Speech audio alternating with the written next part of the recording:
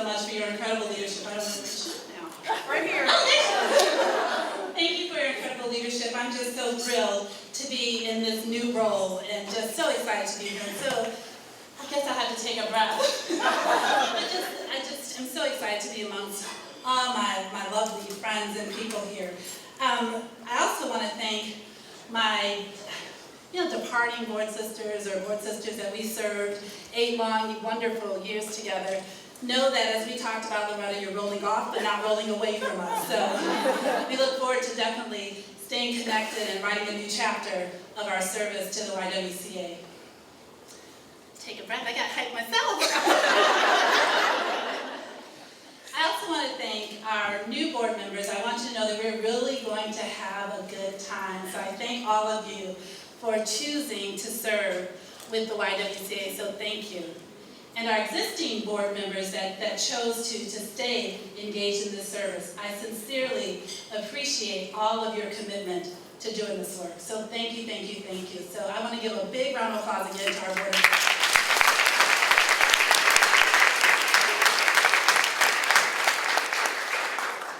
The other folks that are my heroes, I know you're in the room, so the YWCA staff, I need you to stand up or wave your hand some way, and we know that you're here.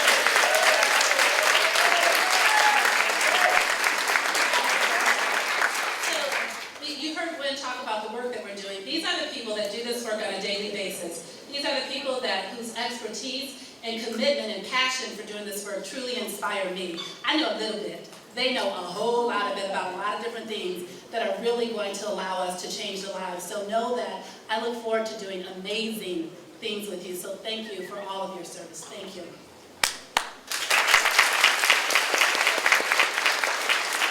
So this is my first annual meeting, so I really had to think about what I wanted to do this year. So I must say, though, that I was really inspired by Mr. Warren Buffett. So as many of you may know, Warren Buffett is really known for his annual meetings and how they're a big blowout for Berkshire Hathaway the whole weekend. I think this is a party. Warren's parties are huge. And so I realized that we share a couple things in common. One being that we recognize the opportunity of an annual meeting to really show how much you appreciate your investors. And so Warren and I really get that. The other thing that we share is that we have what I'd say a slight affection for Jay-Z. So my team it's pretty good. My team is pretty good. They found a piece on me a while ago that talked about how I like Jay-Z and that I use the song that you heard, Show Me What You Got, to really get me fired up for a big meeting. So I appreciate them staying true to that. But it was also interesting that when Warren had his annual meeting just last month, he went to Twitter. And his first tweet was, Warren is in the house. So clearly, he also had a little of that Jay-Z influence going on. But I realized that amongst a couple things we had in common, that we really had one huge, significant thing in common. And that was that we have this belief that women are the key to America's prosperity. Woo! Absolutely.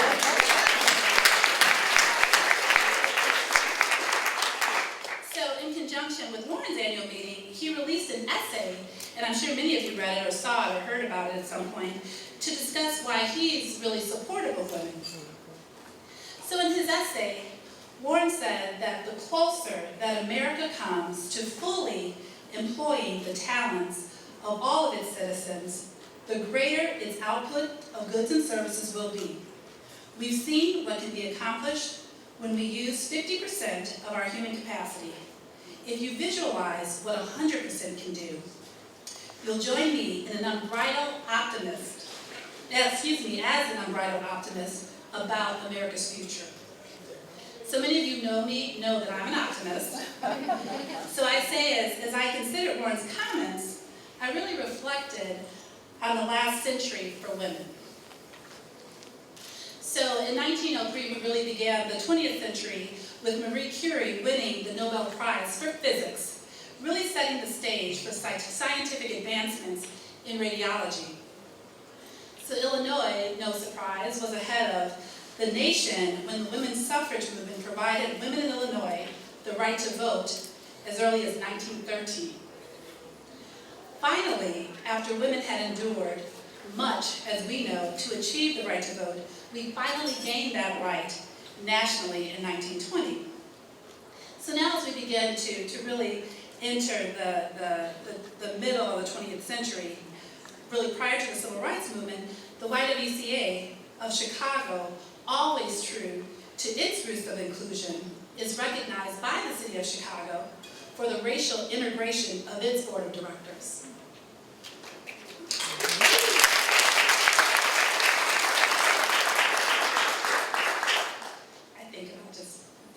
Talk about boards. I'm looking at Cindy Burrell, right? We talk about boards. It's kind of easy. You just decide to do it, right? So, but you know, as we continue to move into the middle of the century, we know, of course, the significance that Rosa Parks played to really intensify the civil rights movement when she refused to give up her seat. So by the 1970s, the women's movement is in full swing across the nation and locally. The YWCA Chicago spawned several initiatives that are still recognized as leading women organizations today. So in the early 1990s, Carol Moseley Brown, from Chicago again, is the first African-American woman elected to the U.S. Senate. And this is significant for us. It's significant for both women and people of color. So the late 1990s, so really, 1999, brings us Andrea Jung. She is the first Asian American woman and woman of color to lead a Fortune 500 company. So not only was she leading a Fortune 500 company, actually, she is the longest running female, the longest tenured female CEO of a Fortune 500 company, really having left Avon just last year. So this is significant for us. So as you see, women, we've had great success over the last 100 years. I take nothing away from my sisters that made all of that happen this past century. But as I look today, I really believe that we've stalled as we sit right here in the early part of the 21st century. So as I look at the near-term horizon, and I see that 2020 is almost here, we'll be celebrating at that point the centennial anniversary of women's suffrage. So I ask you, where will we be? What will be our mark on history? You see, fortunately, we have an advantage in this room. We happen to be sitting in the greatest city on earth, in my opinion. We happen to be sitting in Chicago. And as we saw, that Chicago and Illinois have always played a central role in galvanizing momentum for change. So throughout history, Chicago and Illinois has played a critical role in movements, whether as we discussed the women's suffrage movement in 1913, Chicago, Illinois handled that, and then even thinking about the civil rights movement. Chicago was the northernmost city that Dr. King chose to come because he knew he needed to do this in Chicago. So Chicago and Illinois has always played a part in major change movements. So where do we begin today? Well, at the YWCA, we know that women are a catalyst for change. We know that when women thrive, nations can be transformed. So as Barbara Jordan said, this country can ill afford to continue to function using less than half of its human resources, brain power, and kinetic energy. We have to recognize and activate the power of women. I'm a CPA by background, so I really get excited with this particular information. So globally, women hold $12 trillion of the $18 trillion buying power. Globally. Ladies, we do this.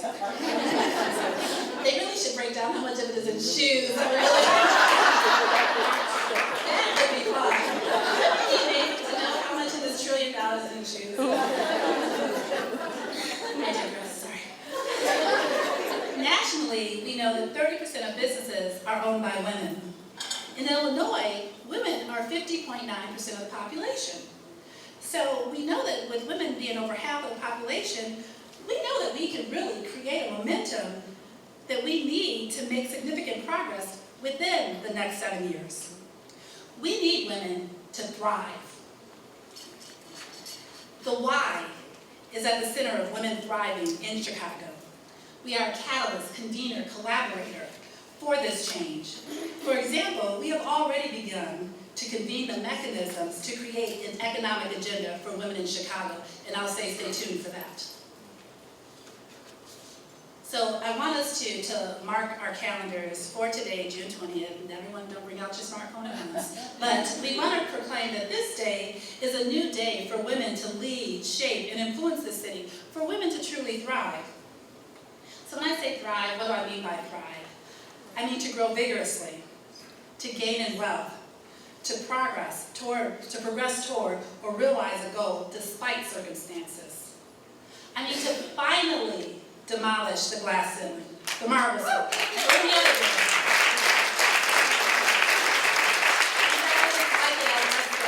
Let's just get fresh, clean air. But we already have women at the YWCA doing this. Yes, this is one of our clients, the clients of the YWCA, one of our clients. We call her Miss Beverly. Actually, she calls herself Beverly too, but we call her Miss Beverly. If you met her, you understand that. So here she is with one of our nation's congressional leaders, Nancy Pelosi. So Beverly confidently approached Leader Pelosi and engaged her in an eloquent conversation about the issues that homeless women face.